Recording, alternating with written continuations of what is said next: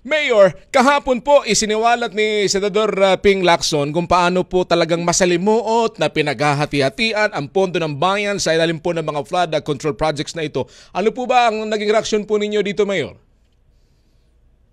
Well, nakita mo naman na totoo pala lahat ng mga aligasyon na kuminsan pinapabulaanan pa ng mga ibang mga bureaucrats natin dyan sa DPWH, ganun na rin sa Kongreso.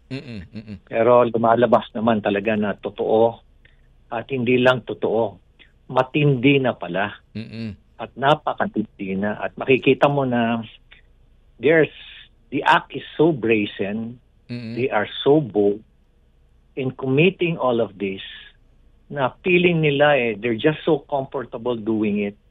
Parang wala nang accountability. Na anytime na gustuhin nila, gagawin na lang nila. Wala silang pakialam. Basta importante, busog na busog yung kanilang mga bulsa.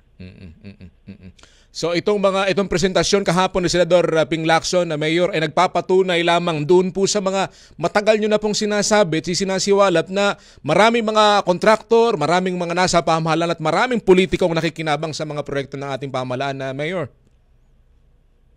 Totoo yan, At kung minsan, ang tinitingnan lang natin, sinisisi natin yung contractor o kaya yung DPWH, At pag nagkakaroon ng kasuhan, ang mga nakasuhan, yung mga pumirma. Opo. Yung mga taga-DPWH, yung mga contractor.